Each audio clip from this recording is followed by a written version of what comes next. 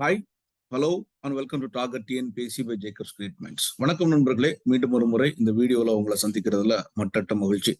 So இந்த செஷன்ல நம்ம என்ன பார்க்க போறோம் அப்படின்னா, குரூப் ஒன்னோட கட் ஆஃப் என்ன.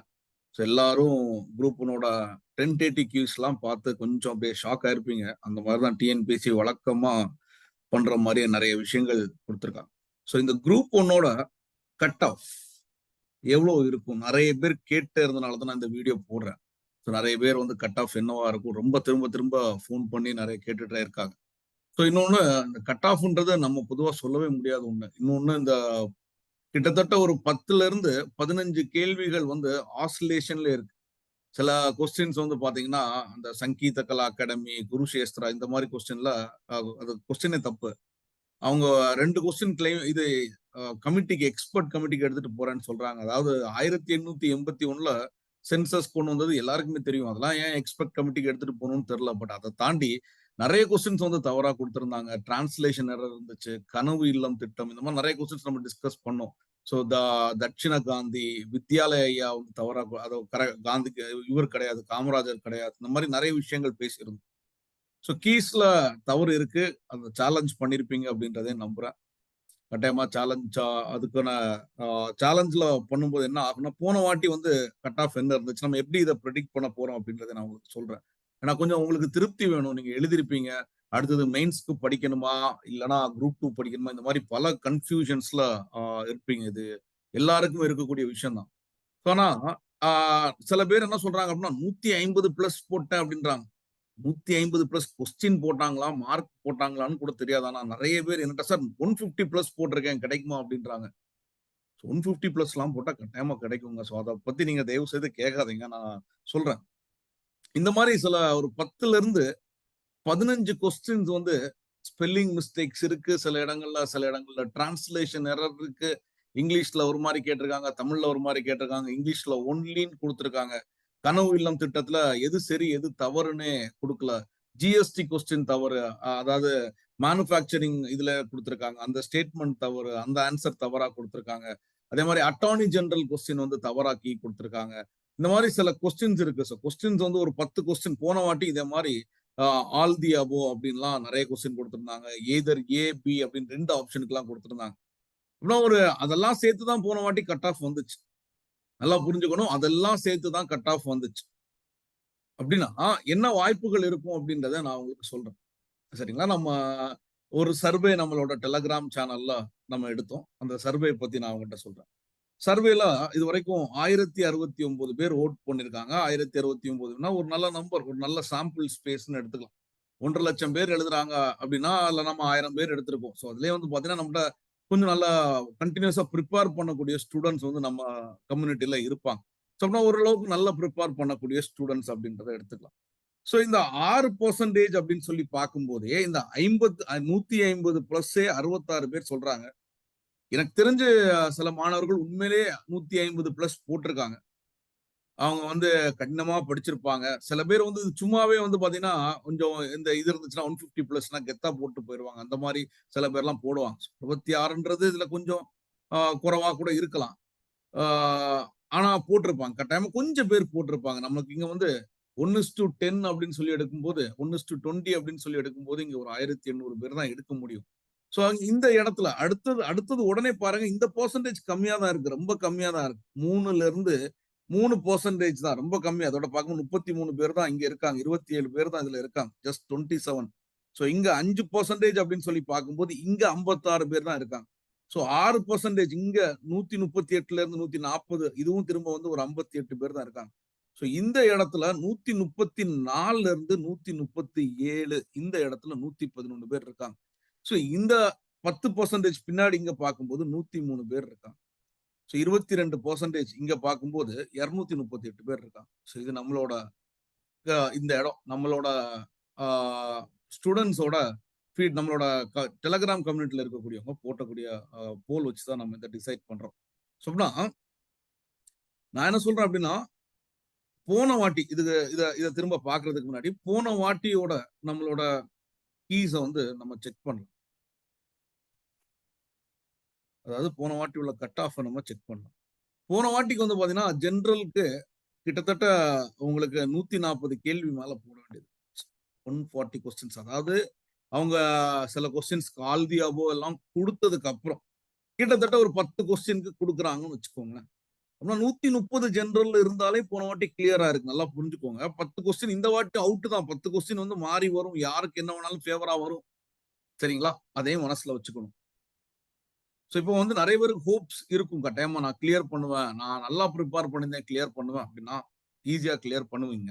சோ இந்த இடத்துல பாருங்க எம்பிசி 202.5 பிசி அப்படின்னு சொல்லி பாத்தீங்கன்னா 202.5 ரெண்டுக்கும் பெரிய மாற்றம் கிடையாது. ரெண்டுக்குமே 202.5 135 கொஸ்டின்.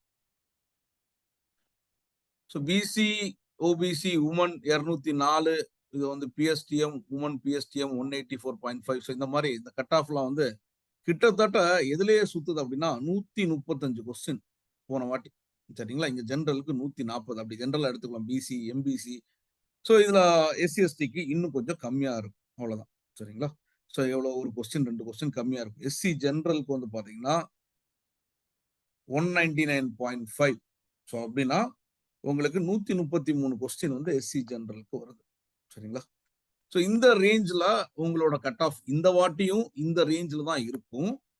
அதனால மேபி உங்களுக்கு அபிஷியல் கீழே 125 பிளஸ் மேல, அதாவது நான் சொல்ற கட் ஆஃப் வந்து இன்னும் கொஞ்சம் கீழே இருக்கிறவங்களுக்கு ஒரு ஹோப் கொடுக்குற ஏரியால தான் நான் சொல்றேன். பட் கட் ஆஃப்ன்றது cannot be predicted. அதான் அது எழுதி இருக்கக்கூடிய உங்களோட பெர்ஃபார்மன்ஸ் பல விஷயங்கள் ஃபேக்டர் எடுத்து தான் போகணும். பட் இருந்தாலும் நான் சொல்றேன் 127 பிளஸ் வந்து நீங்க அபிஷியல் கீழே இருந்தீங்கன்னா, நீங்க ஒரு பிசிஓ ஒரு எம்பிசிஓ இருந்தீங்கன்னா 127 plus is my cut off. So நான் சொல்றது இது ஜெனரலுக்கு. இதுல இருந்து ஒரு 8 எடுத்துக்கோங்க. ஒரு 137 137 ஒரு மேக்சிமம் 137 இத வச்சுக்கோங்க. பிளஸ்ஸா இருந்தா இது வந்து ஜெனரலுக்கு. நான் சொல்றது டென்டேட்டிவ் கீழே சொல்றேன். டென்டேட்டிவ் கீழே இவ்வளவு இருந்துச்சுன்னா நீங்க பிரிலிமினரி கிளியர் பண்றதுக்கு நிறைய வாய்ப்பு இருக்கு.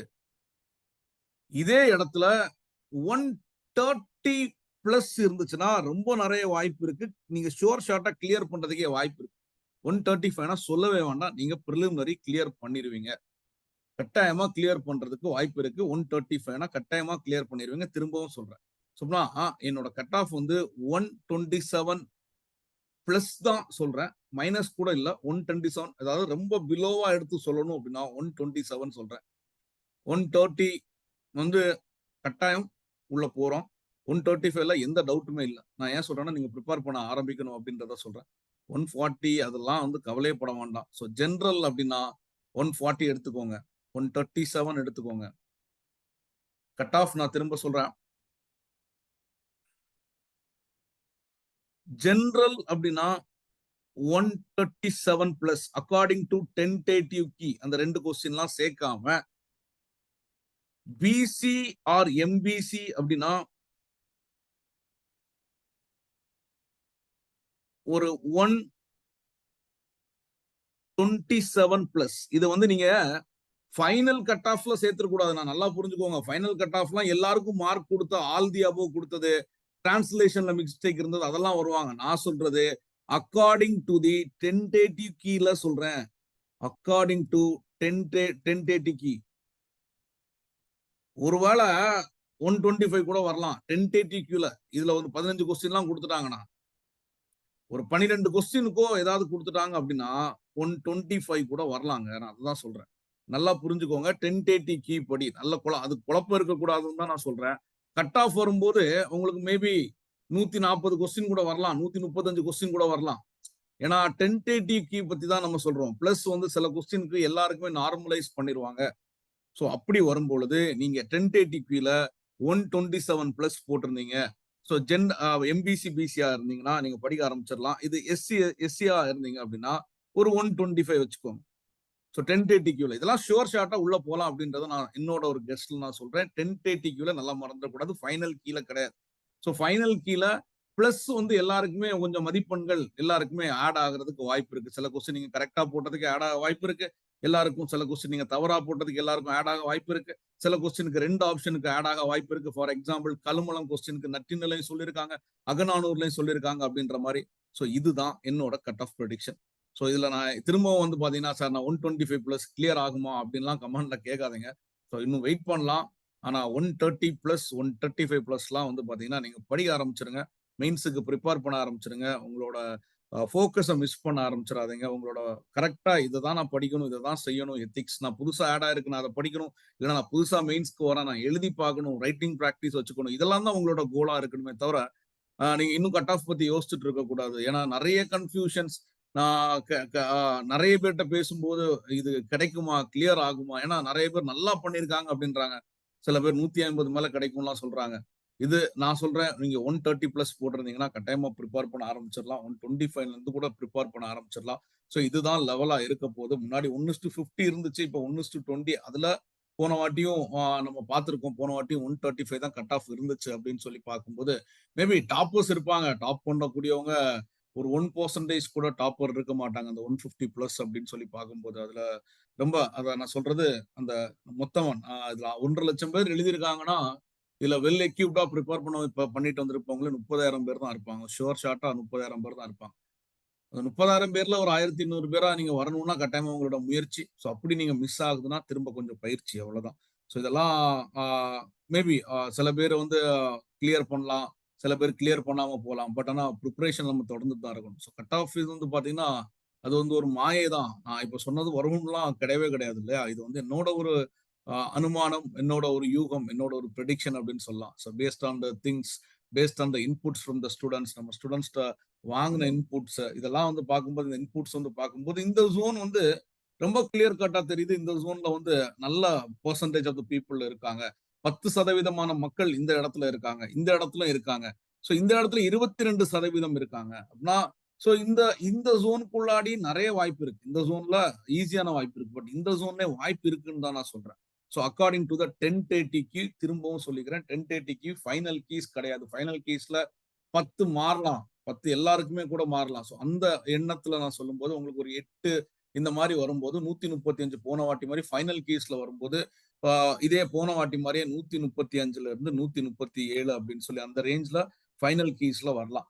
ஸோ இது வந்து final keys. So according to 1080க்கு நான் என்ன சொல்றேன் அப்படின்னா 127 பிளஸ் வந்து 1080ல எடுத்துக்கலாம். 1080ல 127 பிளஸ் அப்படின்னு சொல்லக்கூடியத ஃபைனல்ல நான் என்ன சொல்றேன்னா 137, 135, 137 இந்த மாதிரி இருக்கக்கூடியது 137 இந்த மாதிரி இந்த ரேஞ்ச்ல இருக்கக்கூடியது ஃபைனல் கீஸ்ல வரலாம். டென்டேட்டிவ்ல 127 பிளஸ் இருந்து நீங்க கிளியர் ஆச்சுன்னா நீங்க கமெண்ட்ல திரும்ப வந்து சொல்லுங்க. ஆமா கிளியர் ஆச்சு, நான் அன்னைக்கு படிக்க ஆரம்பிச்சேன், எனக்கு கொஞ்சம் யூஸ்ஃபுல்லா இருந்துச்சு, நல்ல வேலை அப்படி. ஸோ பார்க்கலாம். So wish you all the best. தாண்டி நிறைய விஷயங்கள் நம்ம பேப்பர்ல ஒன்று பண்ணியிருந்திருப்போம், நம்ம அங்க ஒரு டைம்ல பண்ணியிருப்போம், நிறைய ஃபேக்டர்ஸ் இருக்கு. ஸோ எல்லாமே உங்களோட ஹோப்ஸை வந்து நல்லா பயங்கரமா வச்சுட்டு படிக்க ஆரம்பிங்க. அடுத்து ஃபோக்கஸ் பண்ணி படிக்க ஆரம்பிங்க. ஈவன் குரூப் 2 கூட ப்ரிப்பேர் பண்ண ஆரம்பிங்க. குரூப் 2 பேரலா ஜெனரல் ஸ்டடிஸை இன்னும் என்ஹான்ஸ் பண்ணுங்க. லாங்குவேஜ் எடுத்து படிங்க. அந்த டைம்ல ஈவன் நீங்க இப்போ குரூப் 2க்கு படிக்கக்கூடிய ஒரு யூனிட் 8ஓ, ஒரு இந்தியன் மூவ்மெண்டோ, ஒரு பாலிட்டியோ, ஜியோகிராஃபியோ, என்விரான்மெண்டோ, எக்கனாமிக்ஸோ, ஸோ சயின்ஸ் அண்ட் டெக்னாலஜி இது எல்லாமே வந்து உங்களுக்கு குரூப் 1 மெயின்ஸ்ல ஹெல்ப்ஃபுல்லா தான் இருக்க போகுதுங்க. ஸோ படிக்கிறத மட்டும் தொடர்ந்து நிறுத்தாதீங்க. கட் ஆஃப் என்ன வேணாலும் இருக்கட்டும். நம்ம நம்மளோட பெஸ்ட்டை கொடுத்துட்டோம். ஸோ அதுக்கப்புறம் ரிசல்ட் எப்படி வேணாலும் இருக்கட்டும். அதில் நம்ம ஒரி பண்ணிக்க வேண்டிய தேவையில்லை. ஸோ நம்ம என்ன தவறு பண்ணியிருக்கோமோ அந்த தவறுகளா அலசி ஆராயலாம். அதுக்கு நம்ம எந்த எந்த இடத்த மிஸ் பண்ணியிருக்கோம், எந்த இடத்துல இன்னும் இன்புட்ஸ் போடணும் அப்படின்றதான் நம்ம பண்ண முடியுமே தவிர, ஸோ நம்ம முடிஞ்சதை நினைச்சு நம்ம ஒண்ணுமே ஒரி பண்ணிக்க முடியாது. So always be happy. இன்னும் ஒரு வீடியோவில் நான் உங்களை சந்திக்கிறேன். ஸோ நம்மளோட கட் ஆஃப் ப்ரெடிக்ஷன் 127 பிளஸ் இருந்தீங்க அப்படின்னா இந்த வாட்டி நீங்க மெயின்ஸ்க்கு போறீங்க. ஸோ இது வந்து 1030 கீழே நான் சொல்றது. So wish you all the best. Thank you so much. இன்னொரு வீடியோல நம்ம சந்திப்போம். நன்றி நண்பர்களே.